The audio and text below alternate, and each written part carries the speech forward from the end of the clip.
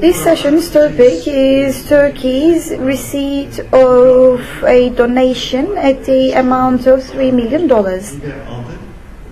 And during the project development, the MRV system was also adopted.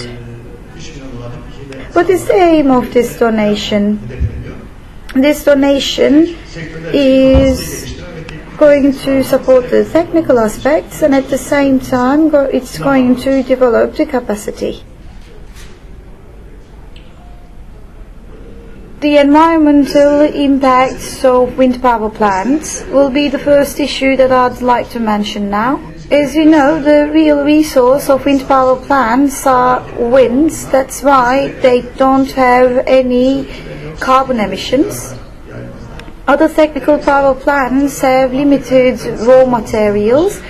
However, it's not the case for wind power plants, which is why it's a sustainable energy resource. Thanks to wind power plant, energy generation is increased, use of fossil fuels is decreased, and carbon emissions, greenhouse emissions, are eliminated. Wind power plants do not produce wastes, and they help reduce dependency on foreign resources. Among its negative impacts are the use of land, pollution, noise, and visual negativities. I'd also like to mention wind energy potential in Turkey. The wind power plant potential in Turkey is 40,000 megawatts, and by 2023 it's expected to increase up to 20,000 megawatts of installed capacity. If we replaced wind's installed capacity of 2,600 megawatts with linear power plants, the carbon emissions would be 2,847,000 billion tons. But if we plant something else instead of an installed wind capacity of 20,000 megawatts by 2023, and if we continue generating electricity with lignite, carbon emissions for lignite would be 20,900,000. Thank you.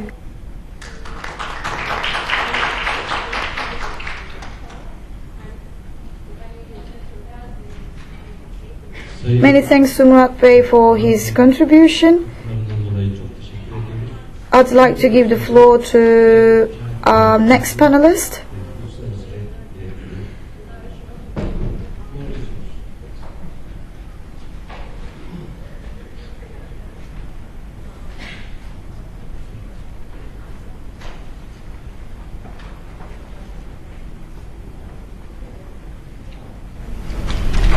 Thank you very much for inviting me to speak at this conference. I think this is an important topic, and it's an important session that we're addressing as well, especially for producers of wind electricity. Providing more financing options to the people that produce wind electricity is one of the first steps in creating more wind electricity for the public and for consumption. I would like to thank you very much, Mr. Muna, for your contributions. I think they were very helpful in providing the background for the session and also for the conference in general. I work with REX International, and REX International is a non-profit organization based in Europe. We created tracked electricity 10 years ago with the REX certificate. And the REX certificate got taken over by the governments of Europe to become the guarantee of origin. The guarantee of origin is now standardized across most European governments, which makes it easily trackable and tradable commodity. This is something where you get extra money, just like you do with carbon credits, for the cancellation of a IREX certificate, or for, in the European case, a GEO certificate. I have as the title, International REC, Enabling the Consumer Choice for Wind, because with a tracking certificate, you're able to cancel and you're able to prove as a consumer that you consumed a specific commodity of electricity, whether it be wind, solar, hydro, or even fossil and nuclear, if there are certificates available for that. It's all about, for the people in this room, it's about creating new revenue. It's about diversification of your portfolio. When we're talking about tracking certificates, we're talking about this essentially. We have certificates that are made at the site of production. These certificates are then delivered to an individual consumer, and this consumer is then able to redeem it and then say that they consume green electricity. That's the whole point. Because we know, as a community of energy experts, that there's many different things on our electricity grid. And what the consumer receives, we don't exactly know. There's no way to say that they received one specific electron unless there's a wire directly to their house. With electricity tracking certificates, you're able to do this in a different way. Starting in January 1st of 2014, we're going to be having tracking certificates, voluntary tracking certificates, available in Turkey. We're taking the best practices available from Europe and implementing these in other locations around the world. Tracking certificates are available in many, many countries and many, many regions of the world. Europe, the US, Australia, parts of Japan as well. And we think that these type of best standards and best practices can be exported to other areas around the world. Specifically about IREC certificates or international REC certificates, each certificate represents 1 megawatt hour of production. So if your wind turbine creates 1 megawatt hour and it is signed up for the scheme, then of course it receives a certificate. The certificate can only have one owner, which means it's a supply and demand market. People that are wanting to buy these certificates then either pay the owner, the operator, or a middle person, a trader, for the ability to own and cancel the certificate. Each IREC it must be redeemed to be proof. So you can always see on the registry that an IREC was made, but you can also see that it was redeemed, that it can no longer be moved from person to person, but it's under one single person's ownership, and that's the person that's claiming the green electricity. So let's talk quickly about Europe. I spoke that we started this certificate scheme 10 years ago in Europe. When we started in Europe, it was between 5 international countries, and it was a relatively small market. It was 2001, and we created about 245 terawatt hours of electricity. 245 gigawatt hours of electricity were traded, excuse me. And nowadays, 10 years later, we're looking at a huge standardized market. One geo can go all over the place, and we've done this because of quality standards that we've been able to work with national governments in Europe, all over Europe, to create the best possible standards and best possible guidelines. Nowadays, members and standardized countries for the guarantee of origin in Europe are Portugal, Spain, France, Switzerland, Italy, Austria, Slovakia, Belgium, Luxembourg, Netherlands, Denmark, and of course the Scandinavian countries. Other countries that are involved as well are Germany, who has just recently joined. They're a hub member, which means you can track and trade with Germany as well. Czech Republic, Croatia, Hungary is likely going to join, Poland as well, and then Greece. The European governments have a mandate to issue a guarantee of origin, but they don't have a mandate to standardize these certificates from one country to another, making it easy for trade and making it easier for trade and for a market. Through 10 years of work with national governments, we've been able to standardize these governments and find out, as I said earlier, the best possible standards. I said that 10 years ago we traded 245 gigawatt hours of electricity. In Europe, we're trading now about 275 terawatt hours of electricity. So that means consumers are specifically demanding green electricity from 275 terawatt hours worth. That means Sony, IKEA, Microsoft, Starbucks, and even homeowners are choosing for specifically green electricity through the guarantee of origin market. This is 7% of European electricity that is being tracked, traded, and canceled by end consumers. There's one concern that has come up year over year over year, and this concern is double counting. Double counting in the past, when we started it 10 years ago, was very simple. It was, don't issue 2 certificates for the same megawatt hour and sell it twice. This has changed. Nowadays, double counting is talking about attribute double counting, that a consumer that buys a renewable electricity certificate, that buys a REC certificate, doesn't claim the electricity twice. Then other people on the grid don't say, hey, but I also consume green. It goes like this. The left side of the grid is the production. The right side of the grid is the consumption. The way that it works right now is no one knows exactly what type of electricity they can consume without a tracking certificate system. It's theoretically impossible to track the electron from the site of production to the site of consumption. So everyone consumes gray electricity. They don't know what their mix is. But with tracking certificates that are issued, in this case, only to renewable production sites, these tracking certificates are then given to the consumer. The consumer becomes the owner of these certificates. They redeem the certificates, and the consumers are then with green electricity. This means, of course, that the green electricity on the production side, on the left side, is then used. It's not available for the consumption of other consumers on the grid. This means that the other consumers aren't consuming gray electricity anymore. They're consuming black electricity. They're consuming a worse electricity than the grid mix allows for. This sounds very theoretical, but it's not. This is happening in practice at all times in Europe. There's a European project called REDIS, that's Reliable Electricity Disclosure Systems for Europe. It's a mouthful. And REDIS calculates this on a yearly basis. They have best practice guidelines that are completely available for anyone to read and review and comment on. It's a European Intelligent Energy Europe project, which means it must be completely transparent. And they provide yearly different types of these different reports about what the residual mix is. I'll just go back quickly. So this left side of the grid is the production side, and this right side of the grid is the consumption side.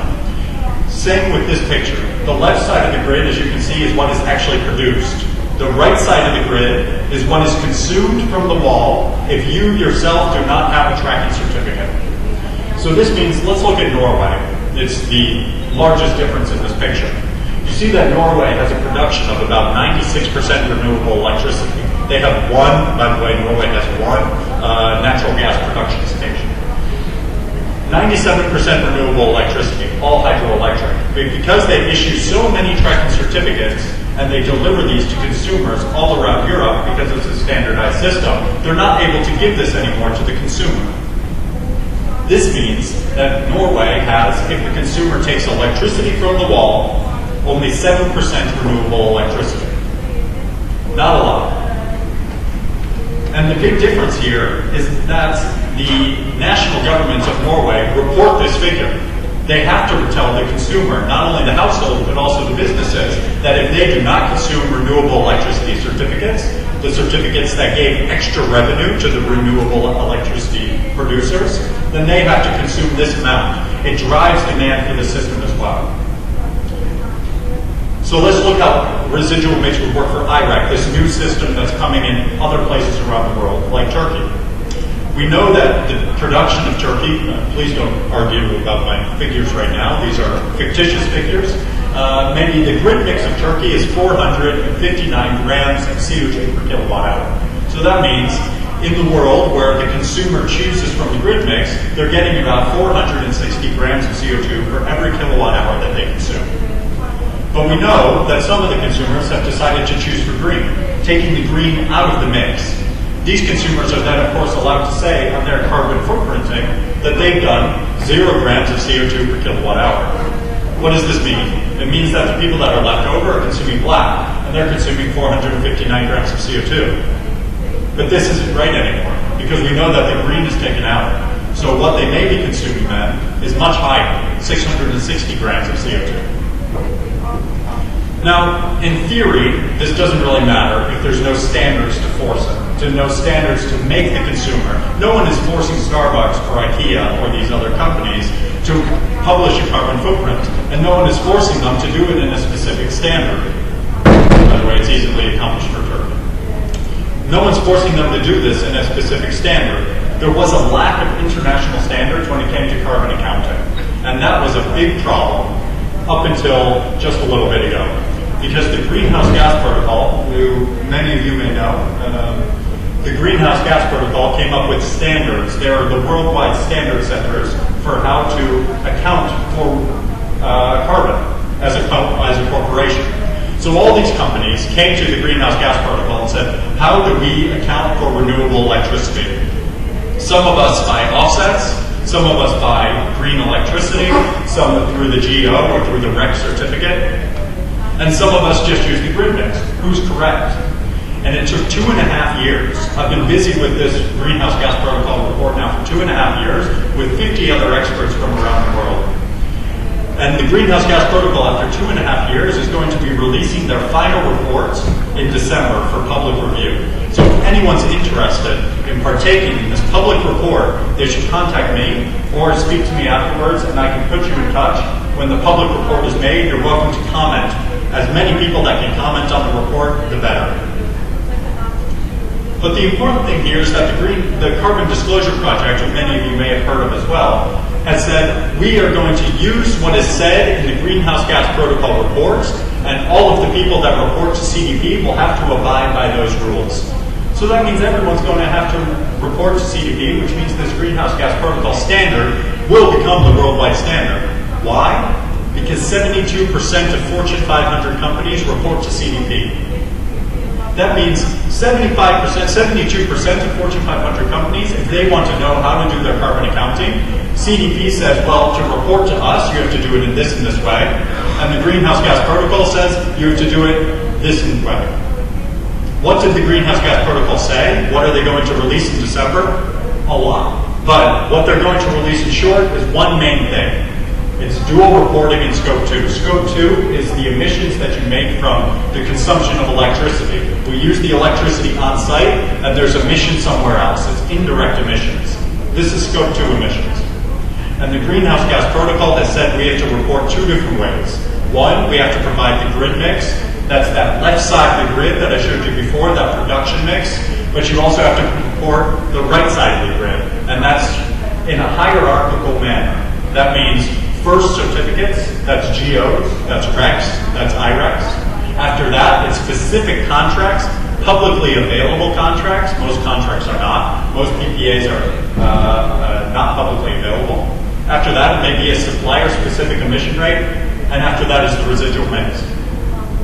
This means for the first time, companies that are not buying GOs, that are only reporting a grid mix, are going to have to say, we report a grid mix, but actually we're not buying GOs or REC certificates or IREC certificates, so we have to report a much higher number for the grid mix.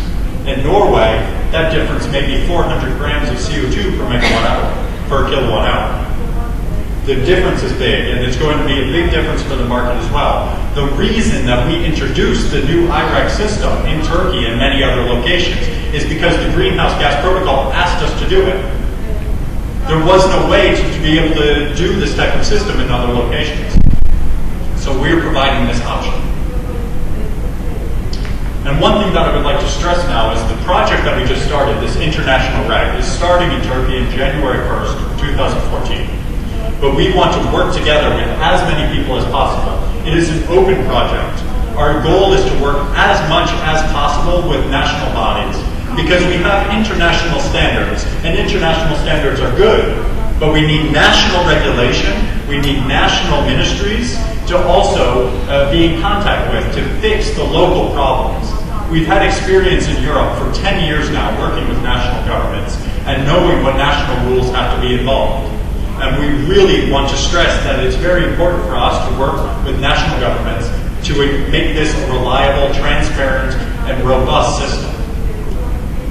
So please, if you're a producer of electricity, if you're a regulator of electricity, if you're a market player, if you're a consumer, please feel free to get in touch, and we can provide information, and you can help us develop a system that is transparent and robust.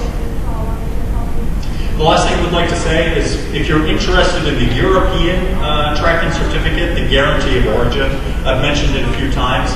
We organize the only European conference on the guarantee of origin. It is a very specific conference. It is only about the guarantee of origin, and it is only about the European consumption. This year we will be talking a small bit about IREC, but in general it's a very specific conference to the European problems and European regulation. If you're interested in attending, please feel free to go to the website or contact me. It's on March 18th and 19th in Düsseldorf, Germany.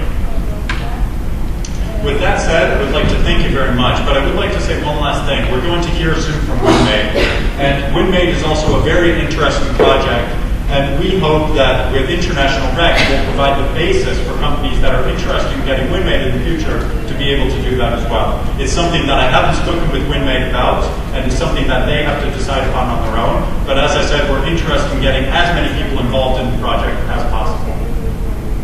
Thank you very much.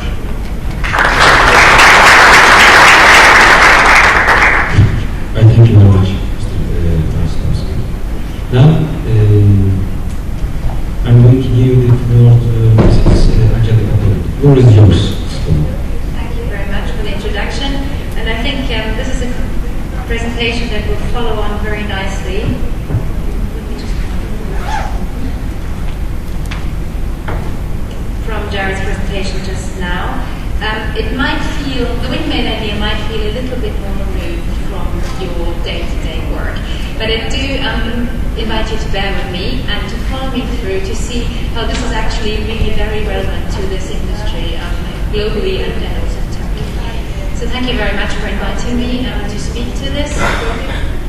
WindMade is a project that was first introduced in 2011. It is the first global label program for products and for companies that use renewable electricity. So Jared has already mentioned just now that many companies, 72% of the was of Fortune 500 companies now report their carbon emissions every year. They clearly have a carbon reduction strategy, and part of the strategy very often contains a renewable electricity target for the company to reach. Now, when these companies do that using renewable electricity, they do want to communicate that in some way to their stakeholders, to their customers, to consumers at large as well. And WindMade is the first program that allows them to do that globally. What we do is we provide an independent, third-party verified certification for those companies. So it's a tool for corporates to communicate their commitment to renewable energy usage. At the same time, also, of course, it empowers the individual consumers, the public at large, to opt for products and services and brands that are made with renewable energy. It gives them an active choice to vote with their wallets, if you will. It's a program that is endorsed by the United Nations and WWF, and it was developed in a very transparent process in compliance with international standards. So the purpose of WindMade really is to create a certain pull effect in the market, to increase the use of wind power, and thereby also increasing investment in wind power, of course, and contribute to sustainability and resource efficiency. Why was WindMade created in the first place? Well, we did do a bit of homework before creating this program, and back in 2011 and then again in 2012, together with TNS Gallup, conducted a series of studies looking into consumer attitudes towards wind power, towards renewable energy, climate change, but also towards branding, brand perception, and labeling. And the outcomes of this were really interesting. Number one challenge for consumers today across the world, so this was conducted in 26 countries with 30,000 consumers, so it's very substantially representative. The number one challenge remains climate change and consumer perceptions. Renewable energy is widely seen as a critical part to combat climate change, and 79% of consumers actually said that they would have a much more positive perception of a brand or product if they knew that this was made with renewable energy. So that's considerable. And 75% said that they would actually be prepared to pay a premium for that kind of product. We also know, that is what Jared said before, that many companies already do that. They already invest in renewable electricity. They already use guarantees of origin in many places, and reps in the US to track the renewable energy production and then their consumption. They cancel that out. So we also did a study together with Bloomberg. Investors was in the lead of this, with corporates across the world. It was a voluntary study, so of course this might be a little bit tainted by the range of responses. But it's interesting to see that 12% of the energy that was disclosed already now came from renewable sources, and that there's a definite trend upwards in this. And it also seems that those companies who do care about sustainability, who use renewable electricity, actually outperform their peers in the stock markets as well. Now, who's behind WindMade? Maybe I should have said that at the beginning, but I wanted to give you the context first. The founding partners of WindMade were Vestas, primarily the driving force behind it, and continue to be the lead sponsors as well, together with environmental bodies, particularly WWF, and also the UN Global Compact. So this is the first time that the UN has ever supported a labeling initiative, as well as the Global Wind Energy Council. LEGO is one of the founding partners. They use a lot of renewable electricity already. PricewaterhouseCoopers also in Europe. We do offer 3 different labels under WindMade. I will take you through this very briefly because I don't think you necessarily need to know the details of this. But suffice it to say that we have a corporate label, so this can be used by companies companies at a corporate level, corporate operations, they need to procure a minimum of 25% of their overall electricity. We're not talking energy, we're just talking electricity footprint from wind power. This is wind power only. Other renewables can also be mentioned on the label, but they do not count towards this entry level of 25%. Then recently we also introduced a product label, which can be placed on individual products. So very soon we hope to start seeing those on supermarket shelves, can be applied to all kinds of product services, and the threshold here is much higher because it's easier to do. So a minimum of 75% of the electricity that goes into making a product will have to be renewable. And we've adopted a so-called cradle-to-gate approach with this. So that means that it really goes back all the way to extraction of raw materials, agricultural products, all the way to the whole manufacturing process of different sub-suppliers, etc., final assembly until the moment that the product leaves the factory gates. So that's can be quite a complex process that is covered here, which also means that it's really meaningful. So it's not just the final assembly, but it really relates to the entire manufacturing process. Then we also have an event label. Many events around the world already use that for basically making sure that their events are run on 100% renewable electricity. This is what the labels look. I just wanted to give you a quick idea of what they look like. But now, more interestingly, probably the procurement methods. How can a consumer of renewable electricity prove that what they actually use is renewable electricity under the windmate standards? And there are basically 4 different ways of doing that. One, and that is probably the most obvious one, but also the most costly one, of course, is a direct investment. So these are companies that have their own wind power production, say, on their manufacturing sites, or it can be an equity share in a wind farm that is removed, like Lego are doing, for instance. They have a big equity share in an offshore wind farm of Germany that will soon provide them with 100% of their electricity needs. So this is the first possibility. Of course, the guarantees of origin here need to be cancelled out. That's a very important point. And so we rely in our standard very heavily on this European tracking system, and in the US also on the electricity certificates. The second procurement method is a power purchase agreement. We do insist, for reasons of additionality, financial additionality at least, that this has a minimum term of 5 years, such a PPA, and that the wind farm is no older than 2 years old. So this is to guarantee that there is investment going into new production rather than just taking over what's already up and running. Again, guarantees of origin has to be cancelled out. The same will then, of course, be true with the international banks. The third option is to buy electricity from a so-called green power pricing structure. So those are utilities or electricity suppliers that offer a specific green tariff to the consumers. They say you can opt for just getting 100% renewable electricity from us. This must be agreed by windmate and has to be compliant, of course, with our technical standards. This is quite a new method. And then the last procurement method, of course, is to buy green credentials, and that is exactly what Jared has talked about. We do have a limited amount of approved schemes. For instance, in the US, it is green certified regs.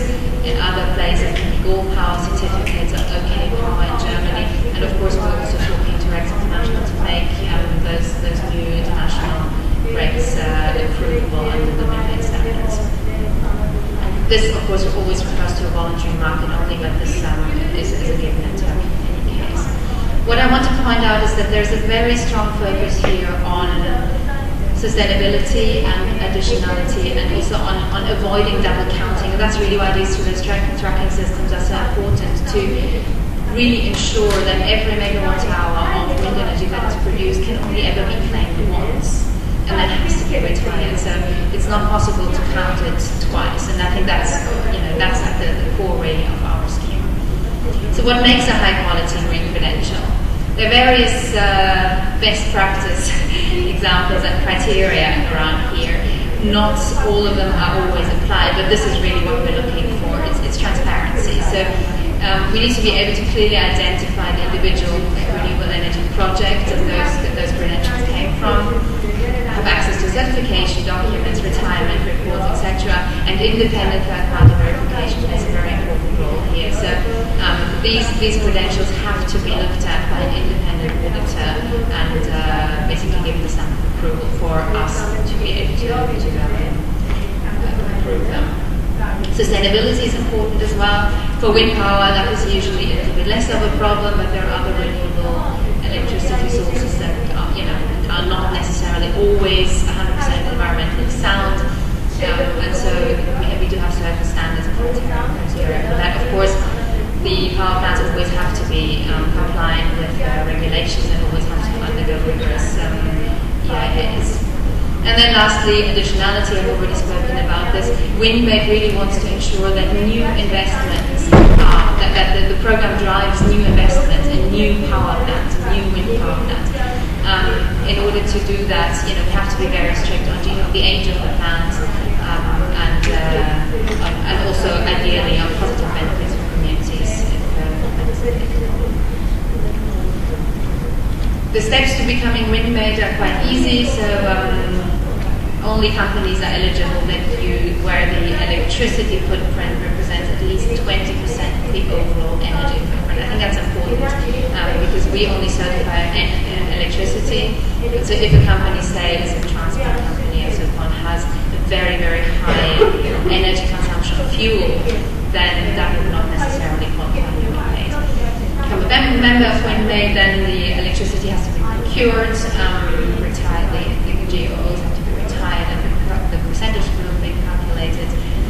We need a third-party verification scheme, as under any credible certification schemes, that third-party verification is important.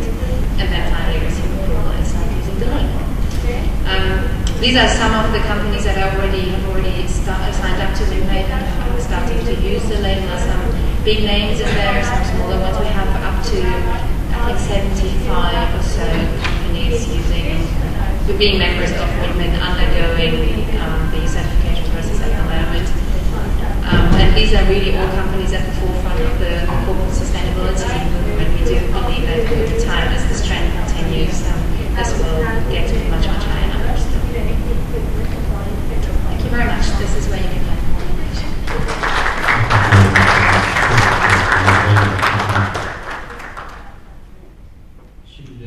Now I'm giving the floor to our next panelist, who is representing the General Directorate for Renewable Energies.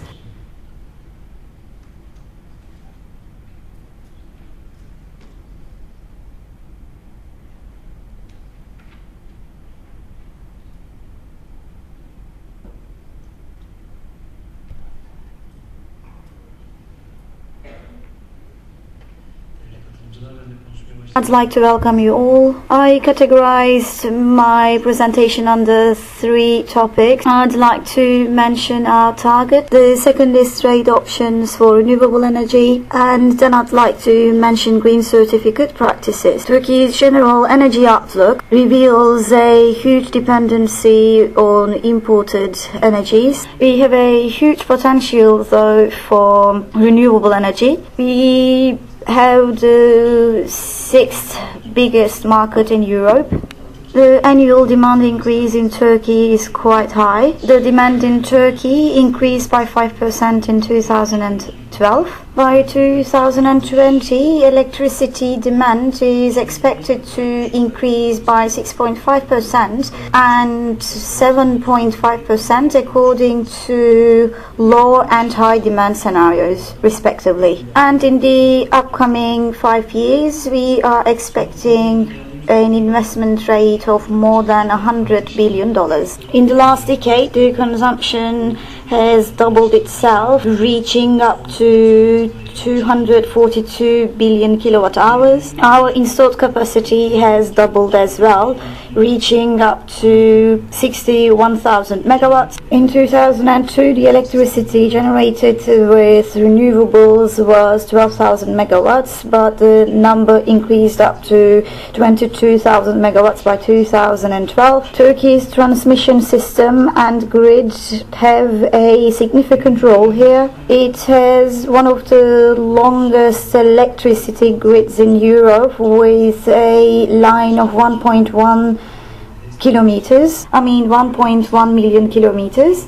This this length is enough to revolve around the world for 28 times. Turkey's potential for renewables. Hydraulic power equals to 140,000 gigawatts hour per year. Approximately 2,000 of hydropower plants, 2,000 megawatts of hydropower plants are under operation. Our wind potential is 48,000 megawatts, approximately 2,700 megawatts of which is operational. Solar is also important for us. Our technical potential is 380 billion gigawatt hours, but we are still waiting for the licensing of 600 megawatts for solar. By 2023, electricity generation is expected to have a share of renewables by 30%. The installed capacity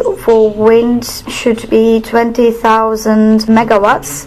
These are the target. Geothermal's installed capacity is expected to reach 600 megawatts and solar 300 megawatts. Among our targets is the full use of economic hydraulic power by 2023. In 2004, the installed capacity for wind was only 19 megawatts, but now we have an installed capacity of 2,260 megawatts. For geothermal, the capacity was only 15 megawatts, whereas it has now reached 162 megawatts. Renewable plus residual was 222 megawatts. Geothermal was 310.8 megawatts, and hydraulic was around 2,200 megawatts, and the wind was 2,688 megawatts, reaching almost 62,000 megawatts. The share of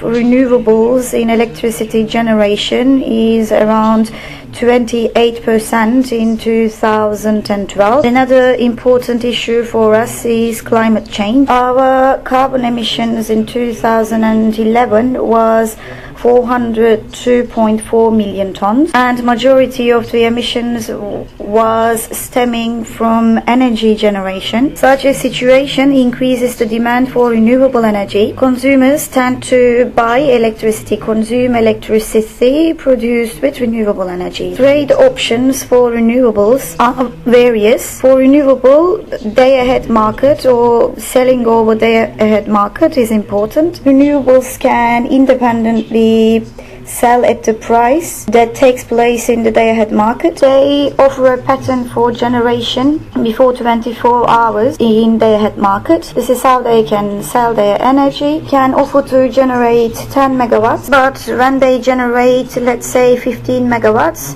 they have a +1 fluctuation. They have a fluctuation of 5 megawatts, and in this case the market purchases the electricity at the minimum price, and in case of generation with a fluctuation of -5 megawatts, the electricity is sold at the maximum price. So coming up with a generation program is really important for wind plants. As you know, our General Directorate operates a wind power tracking and observation system, which allows predictable figures for proper generation. One other trade option for renewables is purchase warrant at a fixed price in order to avoid any imbalances that I mentioned a few minutes ago. Some renewable generators may prefer YEKDAM renewable energy management system. The new regulation on renewables has provided for additional incentives over already existing ones in terms of domestic production. The purchase warrant accordingly is $7.30 per hour for hydraulic and wind energy. It's $10.5 for geothermal energy and $13.3 for solar energy. Another trade option is bilateral contract. Legal entities can sign contracts with operators, with licensed operators, subject to the specific conditions of the environment. The contract allows the trade of electricity generation. These contracts are not subject to the approval of authorities, but electricity generators can execute agreements with entities to supply electricity at the price they determine by themselves. Free consumer limits announced by EMRA in 2010. These limits were 30,000 kilowatt hours in 2011 and 25,000 kilowatt hours in 2012. The implementation was 5,000 kilowatt hours in 2013, and it helps the consumers to act as free consumers whose utility bills are monthly around 150 liras. There were 379 free consumers by the end of 2009. In 2013, the number increased up to 391,000 free consumers, and the counter number here is around 570,000. According to our estimations, it's possible to see all the consumers acting as free consumers in the near future. Driven by our geopolitical position, one other trade option for renewables is international trade. We now can trade electricity with our neighbor countries. We will enable the trade of electricity to Europe in the near future. TWEC already announced some capacities on the transmission line in Bulgaria and Greece, which allows us to trade electricity with these countries monthly. We might even import to Europe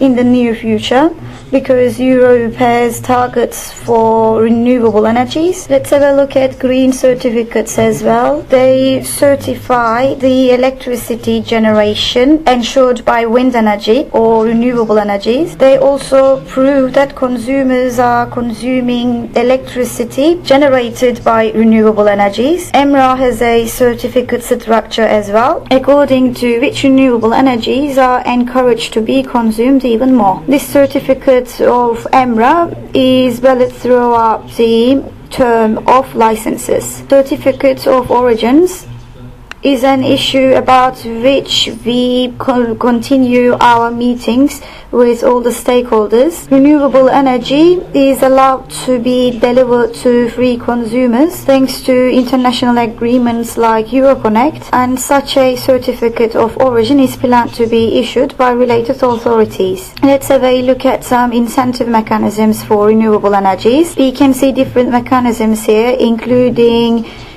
fixed price warrant, premium warrants or quote applications, tender incentives, investments and tax exemptions. Thank you for listening.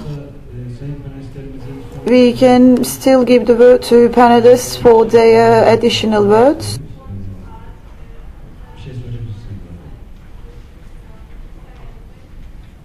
I don't think I have a lot to say. Siz birkaç şey söylemek ister misiniz?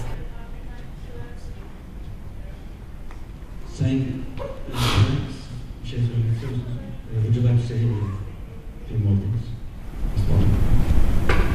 Yes, thank you for giving me the opportunity again. I want to highlight also something that I didn't quite touch on in the presentation, which is really the way that the Windmade program hopes to raise public awareness of renewable electricity. And I think this is something very important, especially in those emerging markets of wind power, where maybe the public have not really grasped, not really that interested in what's going on the electricity side. Windmade is a way to communicate renewable electricity usage directly with those consumers by making it very tangible, by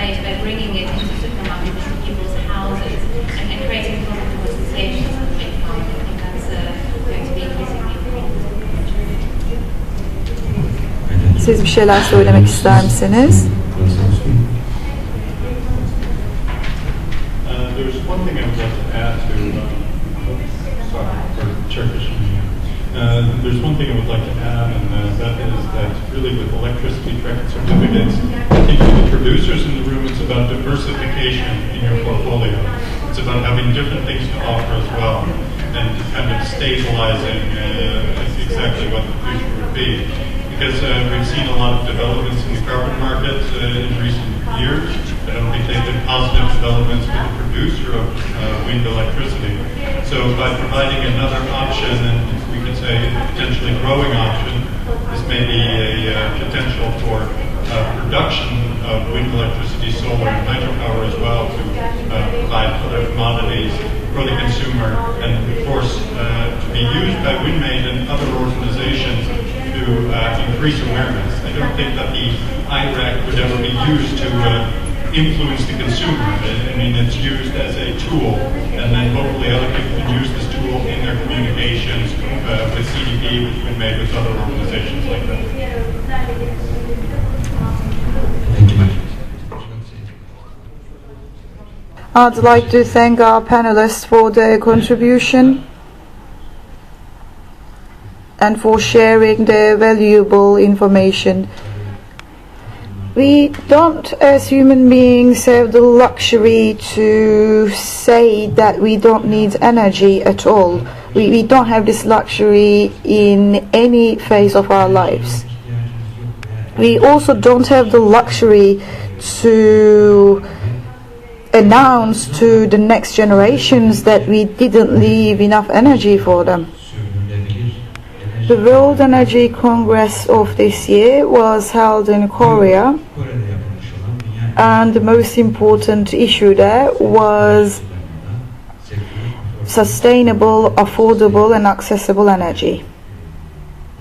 It's our hope to see wind energy occupying the place it deserves among the other renewables. All the segments of society should do their best to this end. I would like to end by expressing my wishes to this end too. Now we'd like to receive your questions. Please. Can we bring a microphone? We would like to see our participant.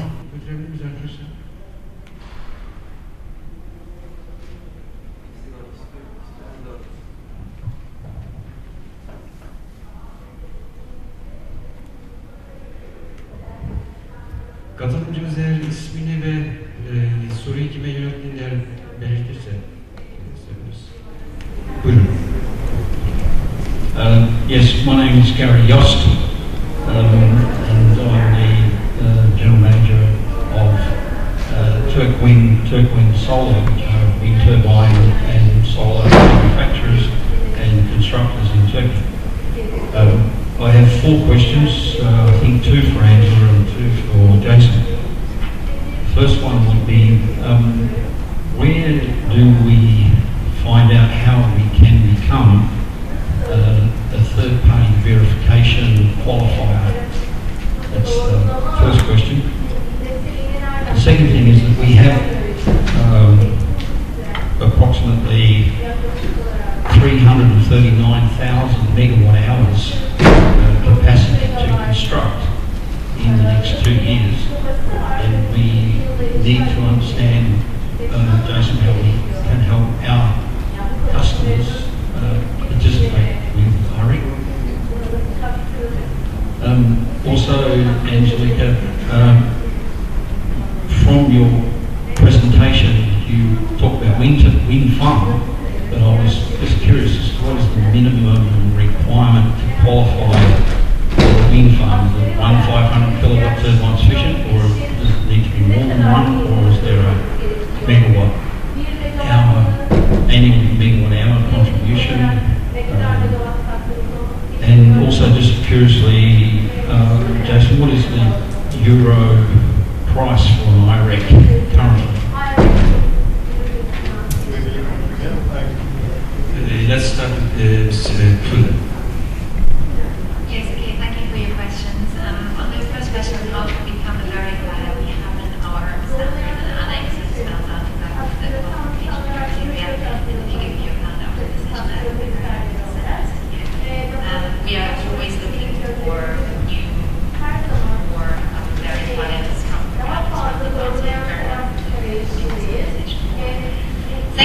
Secondly, is there a minimum threshold for megawatt hours? Absolutely not. All that needs to be guaranteed is that at least 25% of the electricity consumption of the company that's labeled is covered with renewable electricity. That could be from the generation project. If that doesn't, they have 25% topped up. This is for the PPA. So if these options are the procurement methods, can only mix and match to reach Maybe Mr. Krasnowski can add a few things. You asked about two different things, about finding more information about IRAC in general, what it is, and also about the prices of IRAC. I'll address the first issue. IRAC is international REC, and we're working with other organizations to provide tracking systems to where there is no tracking system available at the moment. So this is, in the US, there's the REC certificate. In Europe, there's the GEO. In Australia, there's the REC certificate as well. So we're providing international REC as a standard for other countries that are interested in getting involved in the system. That being said, I can't be an expert in every international country. I'm an expert in the standard. We have local partners, and I can introduce you to our local partner. He's in the room, is Kamal, GTE Carbon, and he's willing to discuss well about how IRAC can work with local partners as well. If you have questions about the system, I'm more than welcome to answer those. When it comes to prices, IRAC is a very new system. As I said, the Greenhouse Gas Protocol is coming out with their standard in January. They're coming with public consultation in December. And as a result of that, we've made the IRAC standard. So no IRACs have ever been issued or traded. This is a new project, and we're hoping to get as many people involved as possible so it can become a success. Thank you very much. Are there any other questions?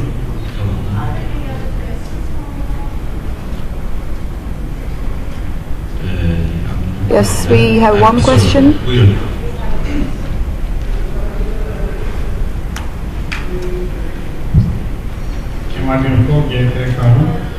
My question will be for Jack. About calculation of residual mix.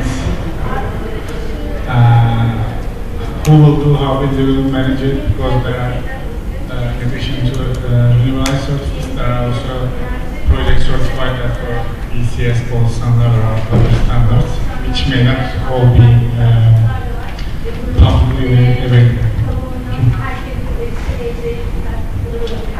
Obviously, a lot of what is the basis of the IRAC, the international REC, is working with national governments. Because without the work of national governments and national registries, this sort of work becomes very difficult.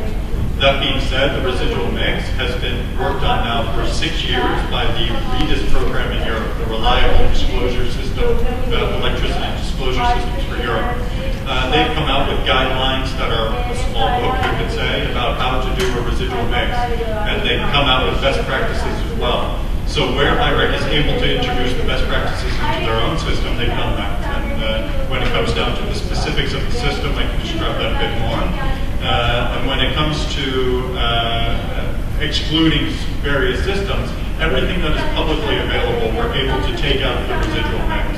But unfortunately, sometimes PPAs are not publicly available. And this is why the Greenhouse Gas Protocol has said if you have a PPA and it's not publicly available, then it's not acceptable under the Greenhouse Gas Protocol standard.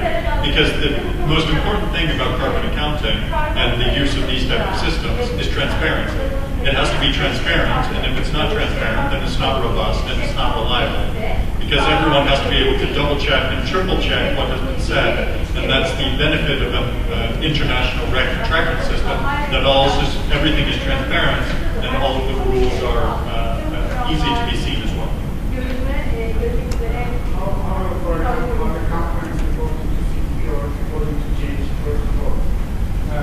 Calculation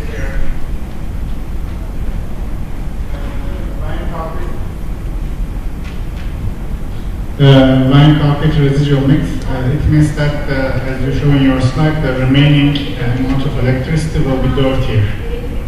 So, other companies who report according to CDP or GAT should, for example, use this residual mix, and it should be verified by verifiers or state-wide reporters. So, will this new GHG protocol also require this, or?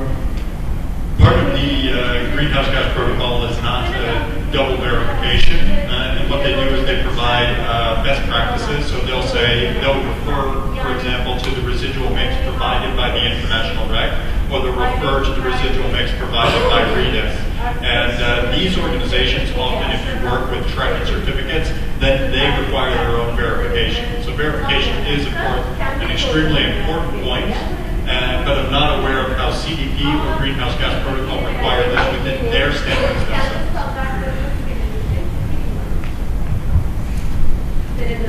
Thank you very much. Buyurun.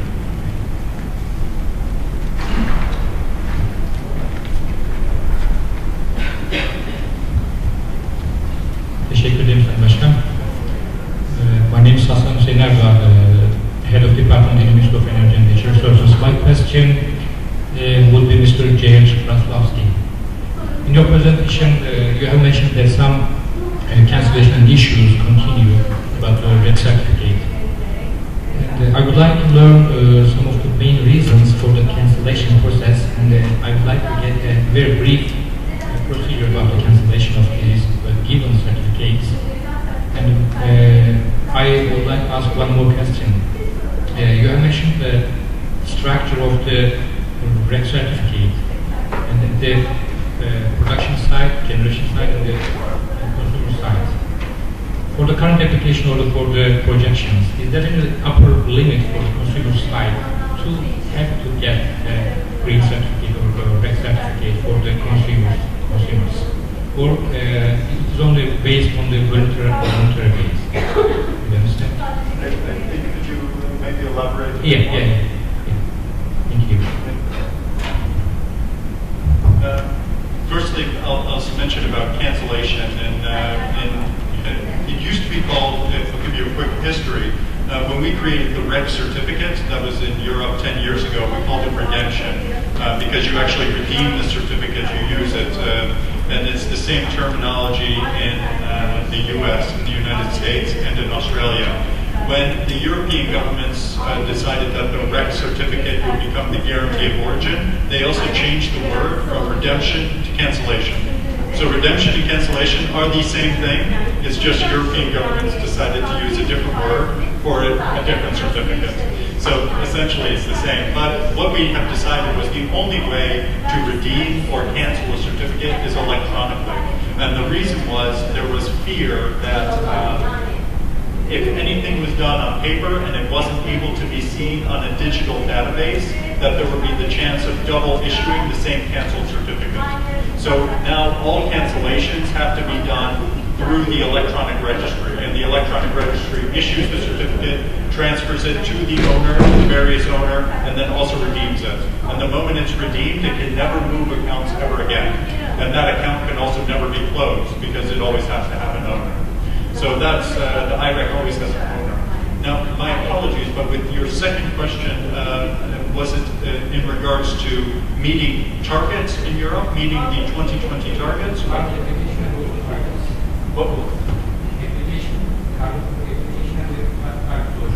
So the current application actually that we saw you, that I showed, was the 274 terawatt hours of cancellation in Europe. That's a lot of cancellation. It is 100% for voluntary purposes.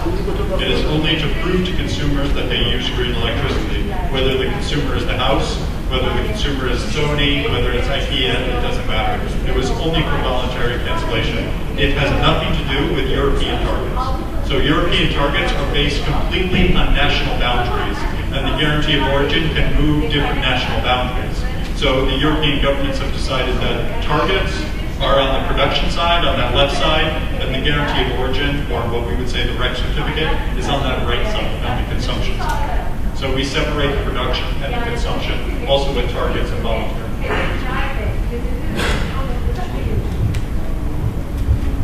would like to add some important point. Your short name looks like Regional Environmental Center. You know? Regional Environmental Center, like. Regional Environmental Center. Oh, right. Oh, yes. Sorry. You should take it.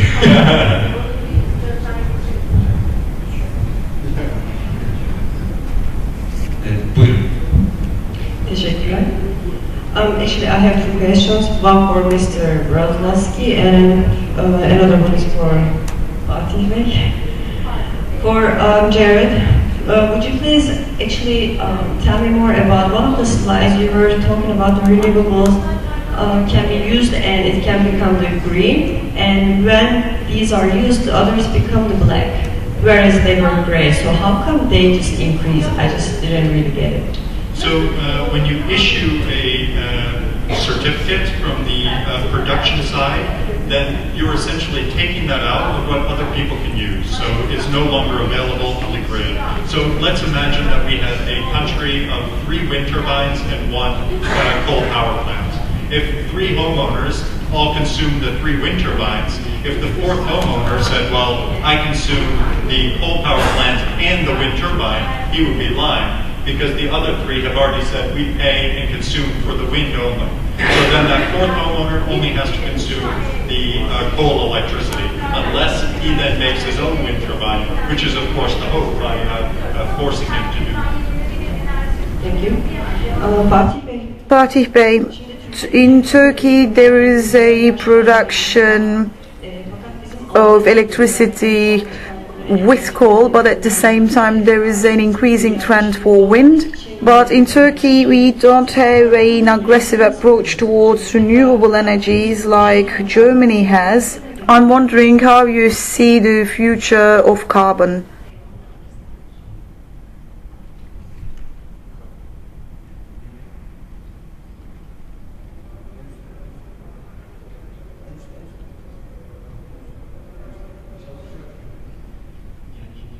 It's a positive thing on one side, but it's also negative on the other. We have 2 targets when it comes to renewable energy by 2023.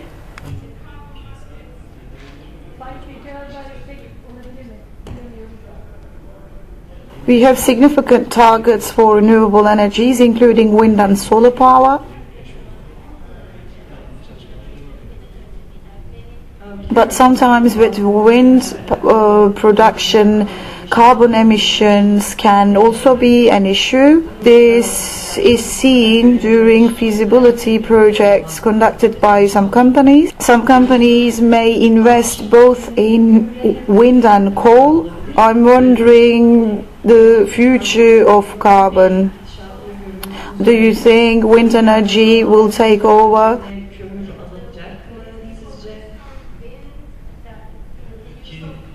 Turkey has a dependency of 70% on import products. We have significant amount of coal, so investors are interested in using the coal.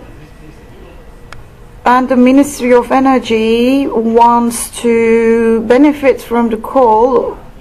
At the same time, it wants to benefit from the renewable energies. Wind energy market is also supported on the free market. Even in 9 years, production rates have risen exponentially.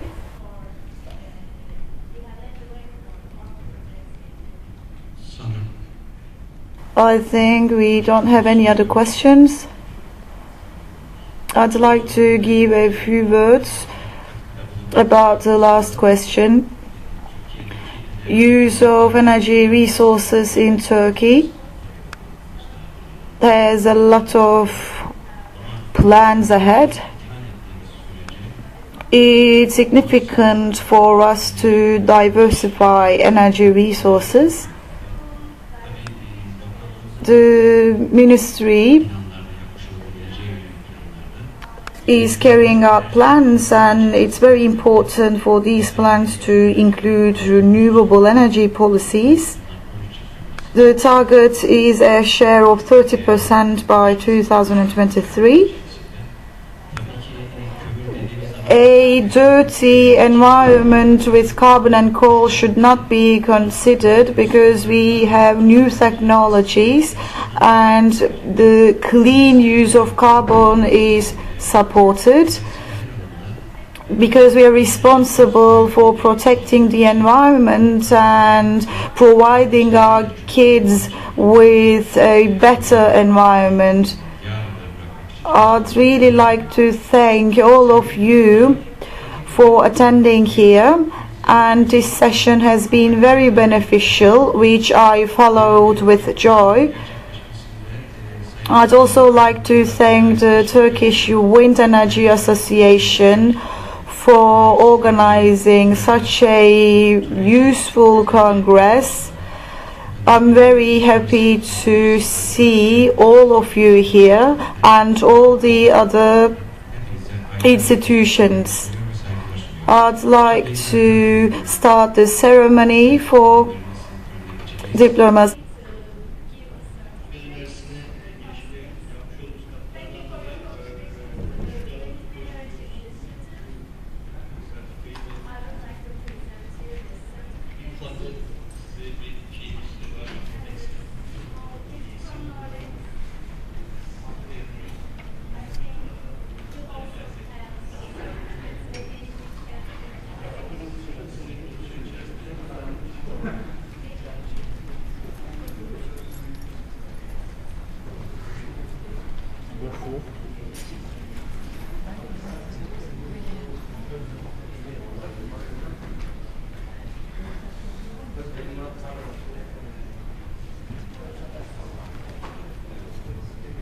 Thank you for your contribution that you showed for this project. Here is a certificate.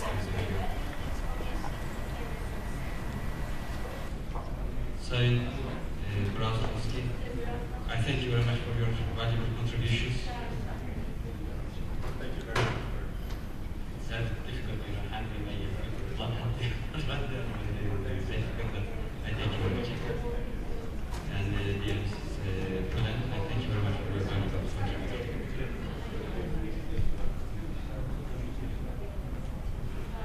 I'd also like to thank you for your contribution.